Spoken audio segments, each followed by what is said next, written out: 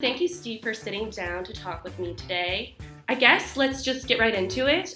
You used to work in modeling. That's a pretty big change. What made you move on to real estate? Well, I was modeling from when I was like 17 until my early 20s. And it's a great job when I was in college, and it's much better than being a bartender or having a part-time job. And it wasn't a job that I saw like a lot of long-term growth potential. It was one that enabled me to have fun when I was young, but at a certain point in my life, I decided that it's time to start kind of being responsible and get a real career that I could grow and could, really provide. How did the opportunity for $1 Million Listing come up? $1 Million Listing kind of has come in and out of the picture for a while. Like I've known Frederick and Ryan for 10 years since I started in this business. We've all been around about, that long. And early on when the show first started, people have suggested that I went on it. And, at that point in my career and in my life, I just wasn't really ready, I guess. But then,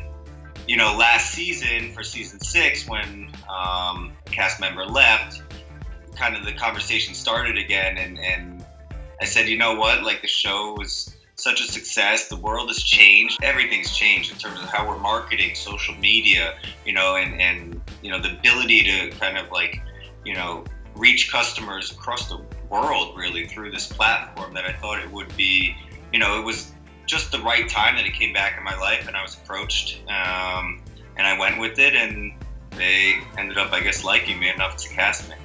Do you think it's been like a overall pretty positive experience? I think the experience has far exceeded my expectations. Oh, cool. Completely positive. I mean, I had some reservations, I think like anyone would, where you open up your doors, your life, your apartment, your heart, whatever, and kind of like show that to the whole world. Right. I mean, those shows syndicated through 180 some odd countries. Your personal life is now public. Yeah, my personal life is now public. So you're at one of your properties right now, yeah? I am. I'm at 374 Broome St, which is the Brewster Carriage House. Gorgeous apartment. Bachelor or bachelorette pad. Nice. But room to grow as well, which is amazing. So I do want to talk a bit about real estate. Recent surveys have showed that like millennials prefer to invest in real estate as opposed to stocks and bonds. Why do you think that is? Well, I mean, real estate's it's a long-term appreciating asset. I mean, and it's also one that's tangible. So like millennials, myself included, I mean, it's a lot about experiences now, and it's a lot about, you want to be able to touch things as well. So like a home is like an experience, but it's also something that's tangible and an asset. So it kind of like it checks both boxes. There's a lot of propaganda now that, millennials and younger generation, they really want experiences over things. But in the end of the day, you also want to have, you want to have a growing portfolio. And that used to be stocks and bonds. But now, if you could get both, like this apartment, I could imagine, a millennial with a bunch of friends over here. There's neon. They could be on Instagram. They could be posting it. They could get an experience out of this, but it's also a tangible, long-term appreciating asset. To have a tangible asset like real estate, I mean, it's really, I think, all of the millennials' goals. Right, and I was going to touch on how expensive renting can be, and in these bigger cities like New York, like sometimes it'll cost $10,000 a month for a one-bedroom apartment in New York, and that's like more than some mortgages. Why do you think that the real estate industry continues to flourish? Well, like I said, I mean, like real estate is a tangible asset, and it's long-term, it's appreciating, and in New York City in particular, it's like blue chip, like New York City is a safe haven, I feel like, for real estate in general. So in 2007, 2008, when we had the downturn, New York City really was affected a lot less than the country as a whole when we had the subprime mortgage crisis. It's almost a safe haven for, people. So when everything else is going badly, people will move money to New York because they know it will hold its value. So, real estate all long-term nationwide, it has gone up and up in value. But in New York in particular, it's shocks. It's downward. In New York in particular, when it's in shock markets, when there's a downward trend in nationwide, it has held its value much more. Why do you think that 374 Broome St would be the ideal location for a creative millennial looking to move to New York?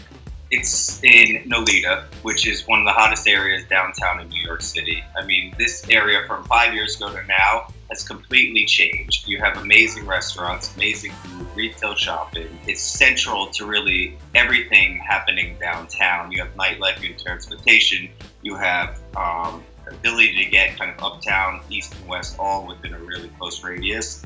You're close to Soho, but yet you avoid the weekend traffic there. So like just location-wise, this is an amazing place. Right. Building also, I think it resonates with a lot of millennial buyers because it's, it's a pre-war building. This building has history to it. And I think millennials, they like new things, but they also appreciate something that's kind of rich in history as well. So this building, it used to be a carriage house. It was built in the 1850s. Wow. And it was converted about 5 years ago to a residential condominium. So, the history behind it is really fantastic. And then it's really a very cool boutique building. There's only 8 units in total. The elevator accesses each floor, and you have just 2 units per floor. So you live your own life here, yet you're still within like a very kind of small community, which is really nice. You're not the only person in the building, yet, you're not, it's not one of these 500 unit buildings where I think sometimes people feel like they're not in touch with, you don't feel like you're at home there. My last question is, do you have anything that you are working on outside of real estate or $1 million listing? I'm working on like a project that may or may not come to fruition, but it's real estate related, but I haven't announced it yet. But if it does come together, I'll let you know first. Okay. I'm really busy lately, like just with, the market right now in New York is kind of ticked up quite a bit as the holidays are approaching. It's really busy right now. I'm focusing on growing my team. We have a lot of new product and listings coming on the market in early January, so just really gearing up to have a really busy winter and try to finish my house and my pool so I can enjoy that next summer. Right. And in closing, is there anything that you would want to share with your fans that are going to be watching this video and reading this article? Well, I appreciate all of my fans and everyone who supports me and encourages me and, kind of my story that resonates with them. And they, a lot of people ask me a lot of times, like, how I got started or how I can help or, any kind of advice I could give people. And first of all, like, if I wish I could respond to everyone, like I still got to do my job. So I really don't have time to respond to everyone, but I want you to know that, like everyone can do what I've done. I started from very little, and just kind of really, I had a goal in mind and I just wanted to be successful and I worked really, really hard. Always be nice to people because I think like one piece of advice I could give is like never burn a bridge. Like there's no reason to be mean to really anyone. I think you could be successful and be really nice along the way. So that's kind of been my motto the whole time and it's really worked for me. So just thanks for supporting me and caring enough to watch me. Well, thank you so much for sitting down with us and showing us this awesome property and answering all of my questions. I really appreciate it. Thank you. Is there anything else that I didn't cover that you want to cover in this? This unit is just about 2,000 square feet. It's priced at $4 million, so right under $2,000 a foot. And however, there is a really crazy opportunity. If someone needed a lot more space, you could acquire the other half of this floor. You could combine both units and create the most insane 5 or 6 bedroom Nolita home. It would be the largest in all of Nolita for under $9 million. So I have that available for sale as well.